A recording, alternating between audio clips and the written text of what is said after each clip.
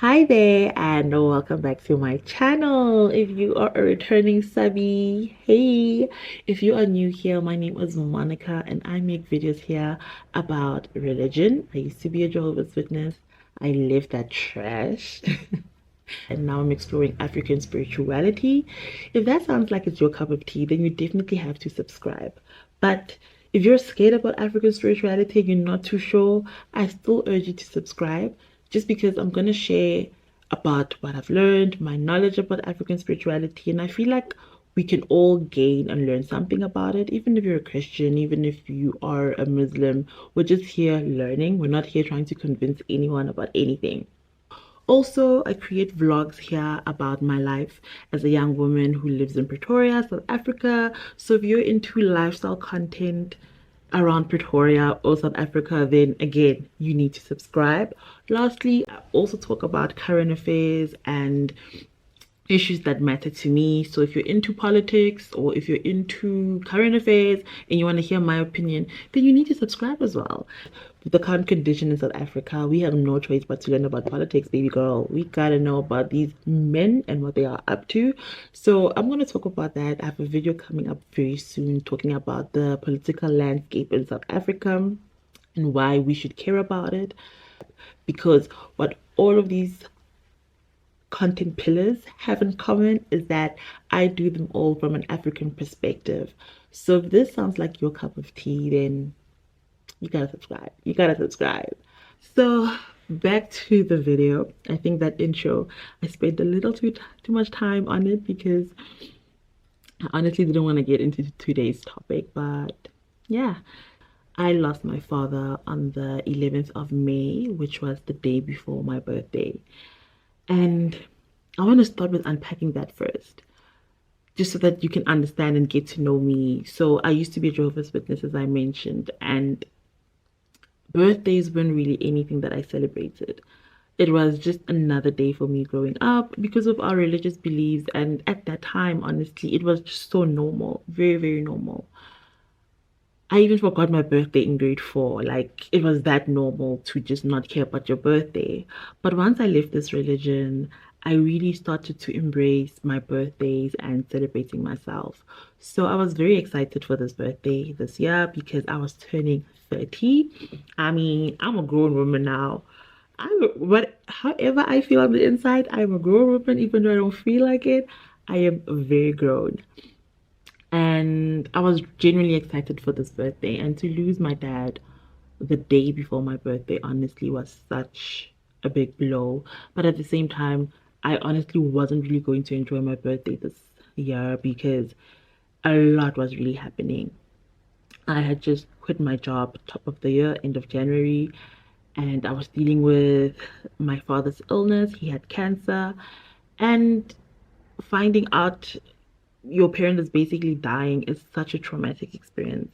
And while all of this is happening, I quit my job as mentioned.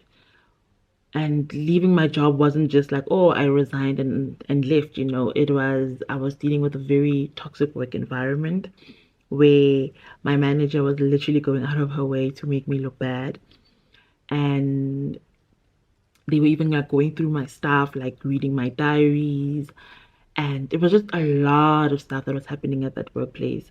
So leaving that place was quite a relief for me. However, it wasn't an easy decision. As we all know, like the cost of living has gone up so high. Like having a job is very crucial for most people because it's like our only source of income.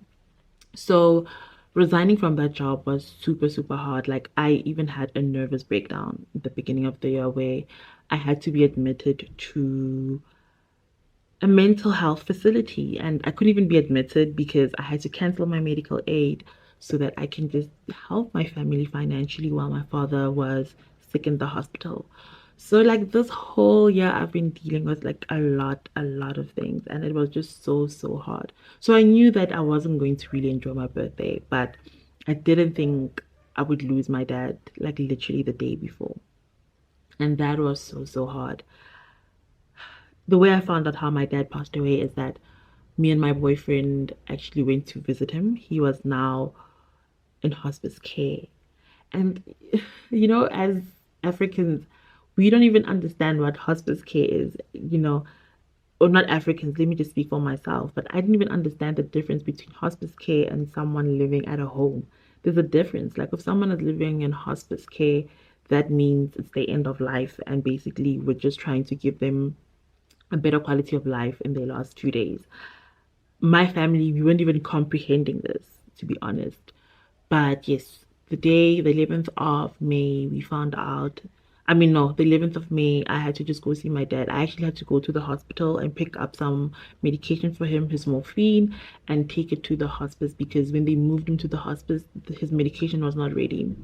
And on my way to the hospice, that's when my sister called me and told me that my father passed away. And we were already on our way to the hospice. We were like 10 minutes away. So we went to the hospice, we got there, and I got to say goodbye to my dad. Like I was the first person in our family to see that he had passed. And surprisingly, it wasn't too hard to see him. It was, I don't know, he looked like he was sleeping and he looked so beautiful. Oh my goodness, like that day my father looked so beautiful.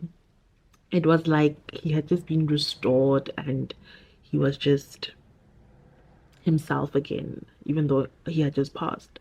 But I was able to say goodbye to him, and just kiss him one more time and say goodbye to my father.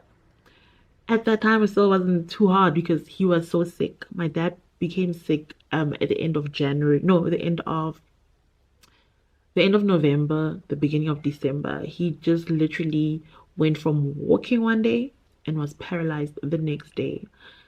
The cancer had advanced so much in his spine. His cancer was in his spine, yes.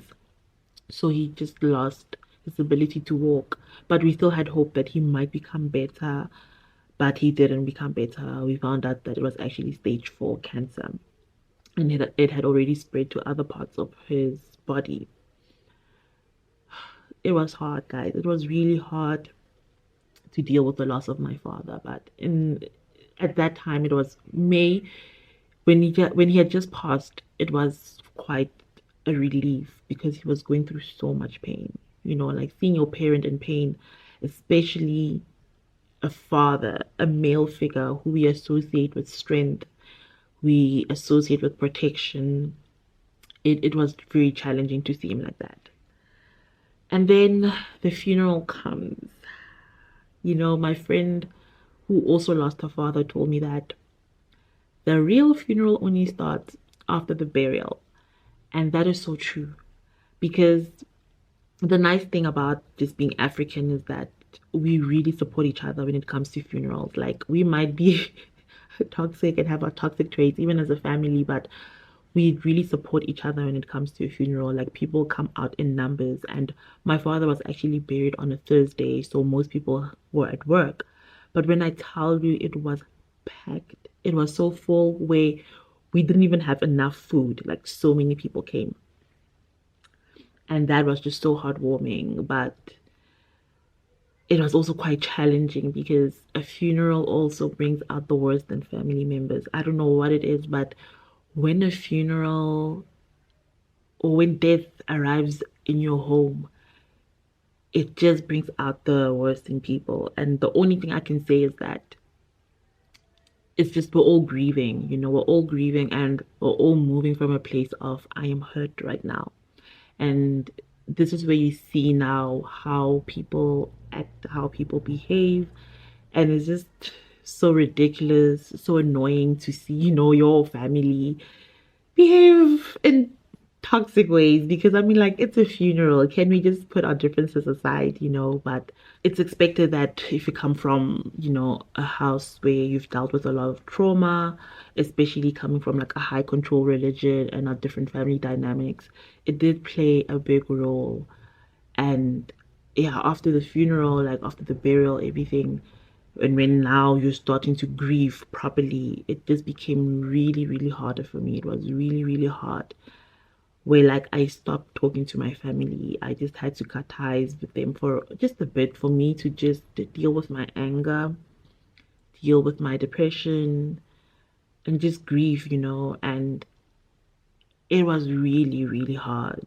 Like when they say the funeral starts after the burial, they really mean it. I had mornings where I woke up and I was like, I don't want to be on this earth. I do not want to be here. I'm just tired of everything that I'm going through right now. I'm dealing with the issues around my family. I'm dealing with just quitting my job.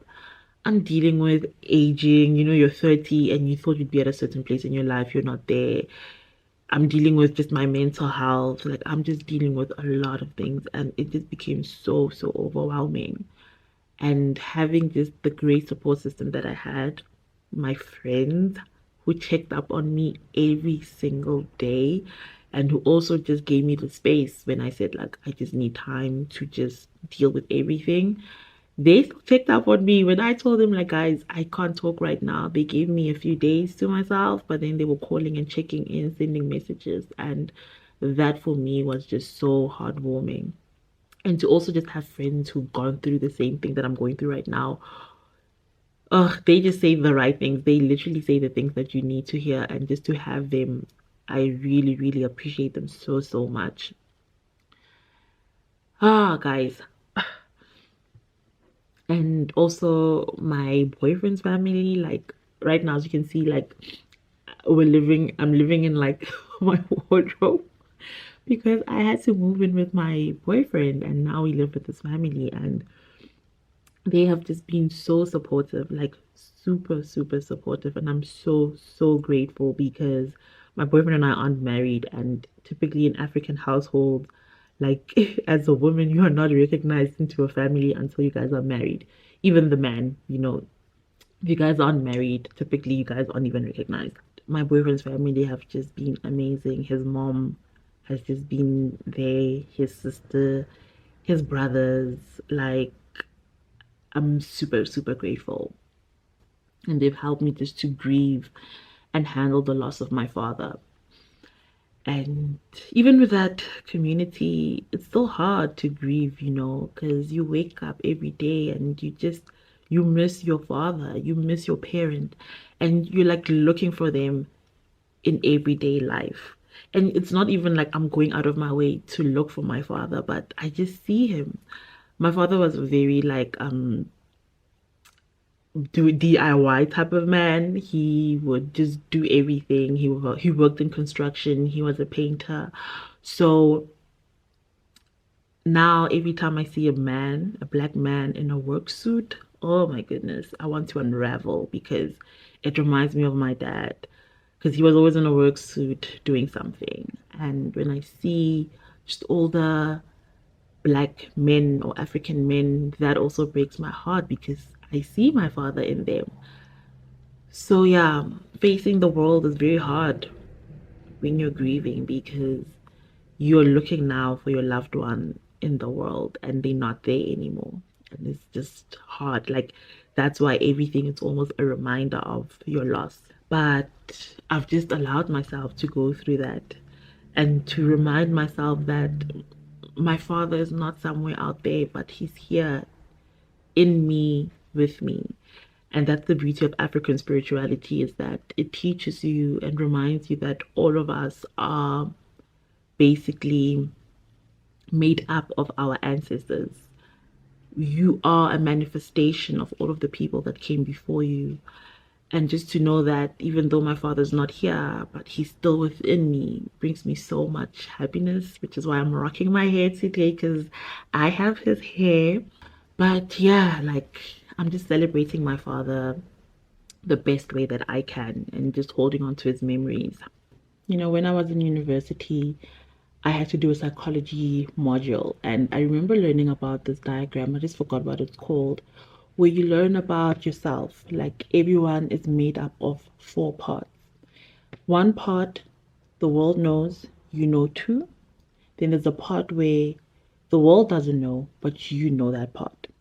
Then there's a part the world knows about you, but you don't know about yourself. Then there's a part that is completely unknown to you and the world. And in those different parts that make up who we are as a person, there are different versions of yourself living there. That's how like I explain it to myself. And when you're going through a season of loss, those parts die, you know. And as you're grieving, whatever it is that you're losing, be it a friendship, be it a partner, be it a parent, a job, a dream, that version of yourself that aligned, with that dream, that person, it dies too. So as you're grieving that person, that version of yourself, you are mourning yourself too. You're mourning your relationship with that person, you're mourning that dream, and you're mourning that version of yourself that aligned with it. So I'm just going through a lot of loss right now, and I'm mourning just Monica, the career girl, who was like, I need to become like a manager and work hard and be a leader. Oh, fuck that. Busy working hard for other people's dreams. Ew. I'm also mourning, I had like a lot of fake friendships in high school. Like in hindsight now, I'm just seeing it. And I'm mourning that Monica who was friends with those people who now that they've gone out of my life, it's just been so hard. Just to give you guys just a bit of just to explain this a little bit. I lost my best friend last year, and I lost my best friend also at like such a weird time because our friendship had like basically died. But she was my best friend. I had hopes that we were going to, fix our friendship eventually. And for her to die and our relationship was where it was, I just dealt with so much survivor's guilt with losing her. And I've just been carrying that as well. I've also like lost my father. I've also, let go of my 9 to 5 dream. I am dealing with just my mental health and almost reaching a point where like I've lost myself.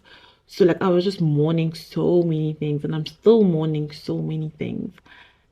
And that is just the pain of being in your season of loss, that it's painful dealing with death. You have to deal with so much. You have to go through the different stages of grief, which include anger, which include depression, bargaining, and just the different stages that you go through. And you're not going through them in the chronological order. No, you're grieving today, tomorrow you've accepted, then again you're bargaining, you're angry again. You see, like the cycle. So you just go through a lot of ups and downs when you're grieving, and it's just so, so hard. But you will get out of it. You will get out of it. Eventually, the sun rises, you feel the warmth of the sun, and you're like, you know what? It's not such a bad day. Like, stepping out of the house is so good for your mental health. Like, if you are just feeling low, feeling sad, get up and just move if you can. Just take a walk, just be in nature. It's not going to fix your problems, but it can just help you be in a better mental space, just a little. And that's what I've been doing with myself, where just taking walks when I feel like I need them, or just sitting in the sun to feel the warmth of the sun, because now we are in winter and some of us deal with also seasonal depression. So I'm just trying to manage all of those things currently, and it's been hard. I miss my father so, so much. Like, I really, really enjoyed the company of my father. Like, my father was so funny. He was such a funny man. I miss his jokes. I miss his laughter. There's so many things I do now, and I'm thinking to myself, oh my gosh, I used to do this with my dad. Like, I was watching not National Geographic, but I think it's called Planet Earth or Our Universe on Netflix. And me and my dad were obsessed because we loved watching National Geographics together and watching snakes. Like, that was our thing. And it's just so weird now. Like, I can't do those things with him, but I will carry his memory with him, and I'll just hold on to the good, because sometimes we also romanticize, people once they've died. And I'm also trying to not get into that point of romanticizing people, because I did not have the best of relationships with my parents. My parents were Jehovah's Witnesses, so that's a different dynamic altogether. And they also have their own toxic traits, the trauma that they've passed on. So I'm trying to unlearn those things and not romanticize my parents, but see them as human beings who have experiences, who've gone through life, who weren't perfect. So I'm trying to remember them holistically and honor my dad's memory as best as I can, but also remembering and holding on to the good memories and learning from the not so good memories. But yeah, I definitely miss him. Like, my dad, yeah, was amazing. He taught me how to drive, like the day I buy a car, I am going to bawl my eyes out because my dream was to buy a car and surprise my dad and show him, oh my gosh, look at me. Because he told me how to drive, and every time I was like, oh, I don't want to do this anymore. He was like, "Ba bang ba khona bjang? Ba bang ba khona bjang? O ka se balohe batho ba bang ba khona." And that is just a life lesson for me that I've always carried with myself. And I will also teach it to my child that you can do it too. If other people can do it, you can do it too. And not in a toxic way of like comparing yourself to other people, but knowing that you are capable of this. You are a person who's just as gifted as the next person. We might be gifted in different ways, but you can also achieve this thing if you just put your mind to it. So, yeah, that's me mourning the loss of my dad. But just to close off this video on a positive note, when you're going through a season of loss, as hard as it is, as painful as it is, remember that death is not final. And this is the beauty of African spirituality again, is that it teaches you that death is not our final destination. It just means we are now transcending to a new dimension or a new space. And I don't know where my dad is, but I'm going to try and find out where he is. I'm really dibbling and dabbling in African spirituality, and it's bringing me so much joy to just reconnect with my history, my people. So I'm just going to keep learning and opening myself up to my identity as an African, my culture as an African, and my traditions as an African. And remembering that death is not our final destination. And in death, there's also rebirth, because when something dies, something else must grow, something else must come out from that pain. And I'm just in that phase right now. I'm in the phase of rebirth. I am allowing myself to find joy again. I'm allowing myself to remember that life is meant to be lived and enjoyed. It's not going to be perfect. It's not going to be the way we thought it was going to be, but life is still good. And I am in charge of my life. I'm in charge of my own purpose, my own destiny. And there is beauty in knowing that I decide how I want to live my life. And my ancestors are just there to guide me and be there with me, protect me. And I've just gained a new ancestor. Yeah, I've gained a new ancestor. So thank you so much for stopping by and watching my video. I hope you subscribed, and I will see you all in the next one. Bye.